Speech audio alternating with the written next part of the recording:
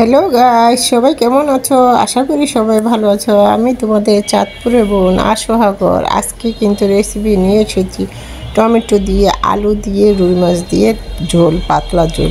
প্রথমে আমি মাছটাকে কেটে দিয়ে পরিষ্কার করে নিয়েছি।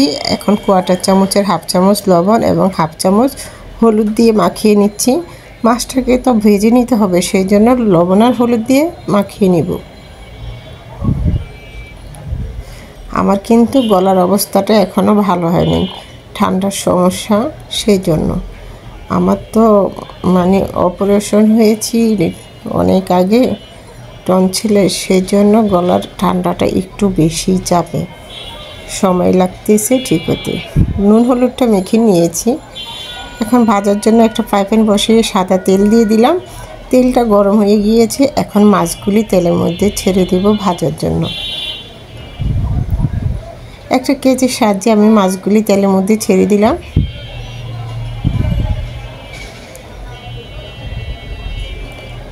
এই ধরনের কড়াইতে রান্না করতে খুবই ভালো লাগে এবং খুবই আরাম লাগে, মাছ লেগে যাওয়ার সম্ভাবনা থাকে না। খুব সুন্দর ঝটপট করে রান্নাটা হয়ে যায়। কড়াইটা আমি গিফট পেয়েছি, একজনে আমাকে গিফট করেছে, আপনই লোক, নিজের আপন কাজিন বোন না হলে কি দিত, আপন বোন আমাকে এই কড়াইটা গিফট করেছে। আমি এই কড়াইতে রান্না করে খুব আরাম পাচ্ছি। মাছটা এক পিঠ ভেজে নিয়েছি, এখন আরেক পিঠ ভাজার জন্য উল্টিয়ে দিলাম। দু পিঠ মাছই আমি খুব সুন্দর করে ভেজে নিয়েছি, এখন তুলে নিচ্ছি। মাছ ভাজাগুলি আমি সম্পূর্ণ এভাবে করে তুলে নিয়েছি। এখন এই কড়াইতে আমি তরকারি বসিয়ে দিব। দিয়ে দিব পরিমাণে আরও সাদা তেল, দিয়ে দিব পেঁয়াজ কুচি। পেঁয়াজ কুচিটা দিয়ে নিলাম, হালকা একটু ভেজে নিব। পেঁয়াজ কুচিটাকে নেড়ে চেড়ে তেলের মধ্যে কিছুক্ষণ ভেজে নিচ্ছি। এখন দিয়ে দিব 1 চামচ পরিমাণ লবণ, কোয়াটার চামচের কিন্তু 1 চামচ। দিয়ে দিব কোয়াটার চামচের 1 চামচ হলুদের গুঁড়া। দিয়ে দিব কোয়াটার চামচের 1 চামচ মরিচের গুঁড়া।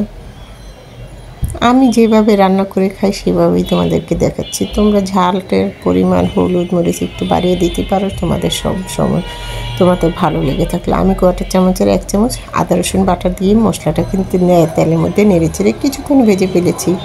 এখন সামান্য পানি দিয়ে মশলাটাকে ভুনে নিচ্ছি। এতে কিন্তু মশলার গায়ের ফ্লেভারটা খুবই সুন্দর আসবে মশলার, এবং কালারটা খুব ভালো আসবে। মশলাটাকে তেলের মধ্যে ভুনে নিয়েছি পানি দিয়ে। এখন আমি আলু আর টমেটোটা দিয়ে দিলাম। আলু আর টমেটোটা এই মশলার মধ্যে নেড়ে চেড়ে কিছুক্ষণ কষিয়ে নেব। কিছুক্ষণ আমি আলু টমেটোটা কষিয়ে নিয়েছি এভাবে। এখন ঢেকে 5 মিনিট আরও রান্না করব, তাহলে কিন্তু আলু টমেটোটা আরও ভালো করে কষানো হয়ে যাবে। ঢাকনাটা তুলে আলটো করে আবারও নেড়ে চেড়ে মিশিয়ে দিচ্ছি। এখন পরিমাণ মতো ঝোলটা দিয়ে দিব। যেহেতু আমি এখানে রুই মাছের পাতলা ঝোল করব আলু টমেটো দিয়ে, খেতে কিন্তু অসাধারণ, এই জন্য ঝোলের পরিমাণটা একটু বেশি দিয়েছি। এখন ভেজে রাখা মাছগুলি দিয়ে দিলাম। ভেজে রাখা মাছগুলি দিয়ে আলতো করে নেড়ে চেড়ে সাজিয়ে নিচ্ছি। বলকটা আসা পর্যন্ত অপেক্ষা করব। দিয়ে দিব কাঁচা ঝাল, কাঁচা মরিচ কুচি কিছুটা দিয়ে দিলাম। 5 মিনিট ঢেকে রান্না করব। 5 মিনিট পরে ঢাকনাটা তুলে আলতো করে নেড়ে চেড়ে মিশিয়ে দিচ্ছি। আরও 10 মিনিট রান্না করব, ঢেকে দিয়েছি। 10 মিনিট পরে ঢাকনাটা তুলে এখন আলতো করে নেড়ে চেড়ে মিশিয়ে নিচ্ছি। তরকারিটা আমার হয়ে গিয়েছে। তরকারির কালার এবং দেখলেই বোঝা যায় যে তরকারিটা হয়ে গিয়েছে। এখন আমি ধনেপাতা কুচি দিয়ে ছড়িয়ে দিচ্ছি। এইভাবে তরকারি রান্না করলে কিন্তু ধনেপাতা কুচি দিলে খুবই ভালো লাগে, অন্যরকম একটা ফ্লেভার আসে, একদম টাটকা টাটকা দেশি দেশি মনে হচ্ছে। ধনেপাতা কুচি দিয়ে আলতো করে নেড়ে চেড়ে মিশিয়ে নিলাম। চুলাটা অফ করে দিব, তরকারিটা কিন্তু হয়ে গিয়েছে। চুলাটা অফ করে দিয়েছি। চুলা থেকে তরকারিটাকে নামিয়ে নিব। নামানোর পরে কালারটা যা আসছে না, অসাধারণ কালার এসেছে। আমি একটা মিশ্রণ বলে বেড়ে দেখাচ্ছি কতটা সুন্দর এবং লোভনীয় হয়েছে। খেতে কিন্তু অসাধারণ মজা ছিল।